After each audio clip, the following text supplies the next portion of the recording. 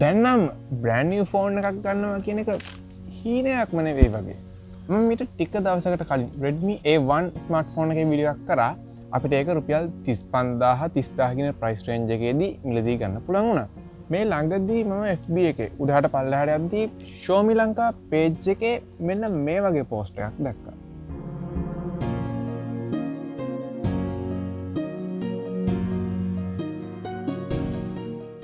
Redmi 12C එක Redmi A1 Plus එකට වඩාත් ස්පෙක්ස් තිබ්බත් මේකත් අපිට රුපියල් 40000 45000 කියන ප්‍රයිස් රේන්ජ් එකේදී මිලදී ගන්න පුළුවන්. එහෙනම් අපි අන්බොක්ස් කරලා බලමු මෙන්න මේ Redmi 12C ස්මාර්ට්ෆෝන් එක මොන වගේද කියලා.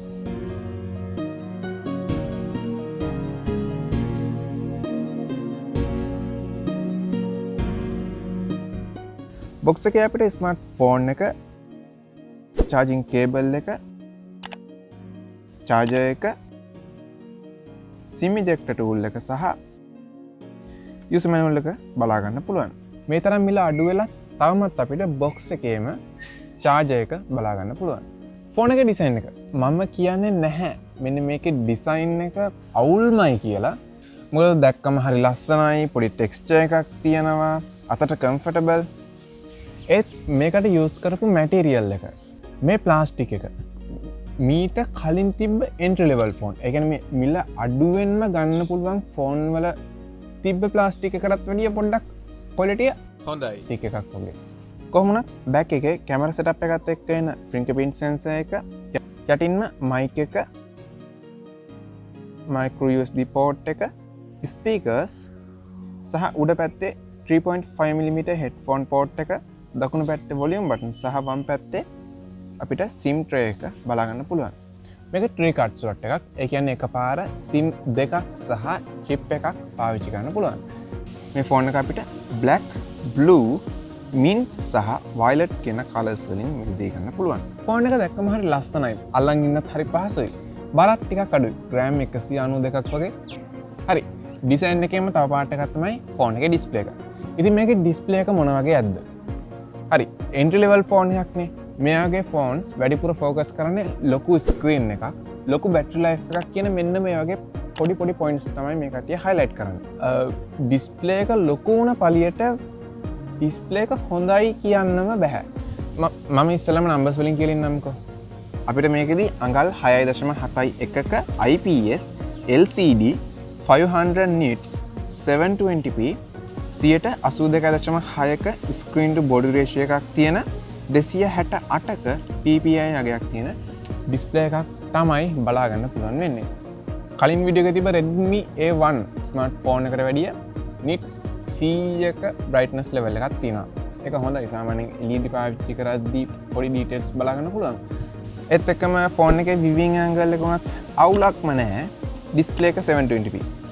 අපිට normal film එකක් බලන්න, වීඩියෝ එකක් බලන්න, FB social media use කරන්න සහ විශේෂයෙන් පාසල් වැඩවලට වගේ ගැලපෙන ගෙවන ගානට සාධාරණ ඩිස්ප්ලේ එකක්.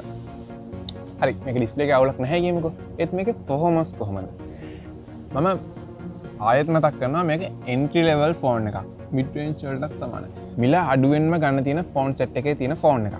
මතකද මම කලින් වීඩියෝ එකක් කරා Redmi 9 ස්මාර්ට්ෆෝන් එකේ. මේ උඩ link එක තියෙනවා. ඒකෙන් එතනින් බලන්න පුළුවන්. ඒ ෆෝන් එකේ තිබ්බ chipset එක. මේ ෆෝන් එකේ තියෙන මොලය. එහෙම නැත්නම් chipset එක. අර කලින් තිබ්බ Redmi 9 ෆෝන් එකට වැඩිය අගයන් එකක් දෙකක් ඉස්සරහින් ඉන්නවා. ඒ Redmi 9 ෆෝන් එක මීට අවුරුදු කිහිපයකට කලින් තිබුණෙත් මේ ප්‍රයිස් රේන්ජ් එකේමයි. දැන් මිල වැඩි වෙලා තියෙනවා.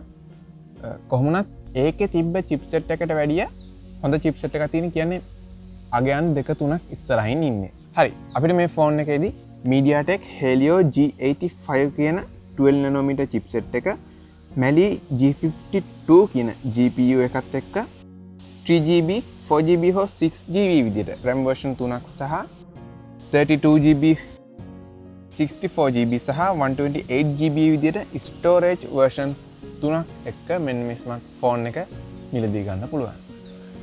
මම කල්පනා කරේ මේ තරම් දේවල් මේ වගේ ප්‍රයිස් රේන්ජ් එකකට දුන්නේ කොහොමදයි කියලා. මේ Redmi ලා කරන දෙයක් තමයි මේ වගේ ලොකු ස්පෙක්ස් දෙනවා. ඒ වුණාට ඒක හරියට ඔප්ටිමයිස් කරන්නේ නැහැ. බලමු ඉස්සරහට අප්ඩේට්ස් වලින් මේවා හරියාවිද කියලා. කොහොමවත් අපිට මේකෙදී MIUI 13 තමයි තියෙන්නේ. අප්ඩේට්ස් දෙකක් හෝ තුනක් ඒවි. එතනින් එහාට software support එකක් නැති වෙන්න පුළුවන්. normal game play කරන්න එදිනෙදා වැඩ කටයුතු වලට කිසි අවුලක් නැති ෆෝන් එකක්.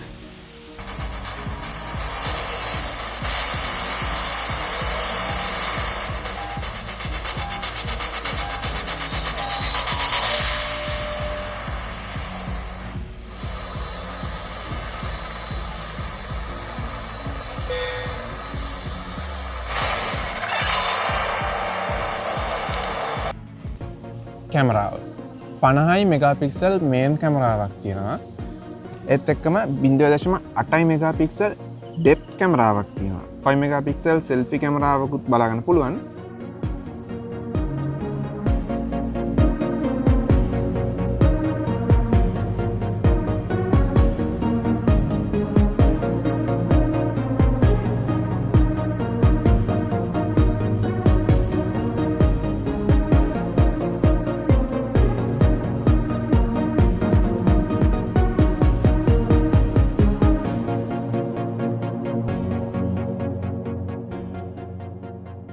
හරි 5000 mAh ලොකු බැටරියක් තියෙනවා. මේ කට්ටියගේ selling points මේක. ලොකු ඩිස්ප්ලේ එකක්, ලොකු බැටරියක්.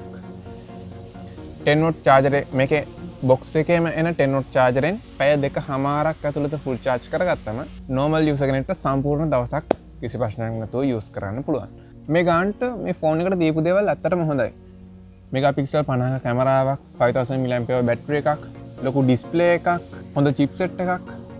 මම නම් කියන්නේ මේක තව ටිකක් ඔප්ටිමයිස් වුණා නම් මේ ෆෝන් එකේ වටිනාකම මේ වගේ දෙගුණයක් විතර වෙනවා.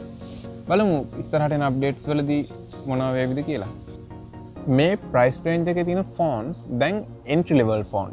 ඒවා අතරින් මේ ෆෝන් එකේ දැක්ක විශේෂතාව වෙන්නේ මේකට ලස්සන ඩිසයින් එකක් තියෙනවා.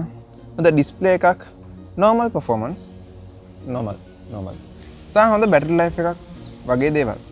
මම මේ ෆෝන් එක රෙකමන්ඩ් කරන්නේ. ඔය ඔෆිස් යන කට්ටියට සාමාන්‍යයෙන් ෆිල්ම් එකක් බලන්න, සෝෂල් මීඩියා වැඩ කරන්න, එතකොට Zoom meeting වගේ ඉගෙනීමේ වැඩ කටයුතු වලට වගේ පාවිච්චි කරන්න, ගේම්ස් ගහන්න සාමාන්‍යයෙන් normal user කෙනෙකුට අර වගේ පොඩි වැඩ කරන කෙනෙකුට තමයි මේ ෆෝන් එක රෙකමන්ඩ් කරන්න පුළුවන්.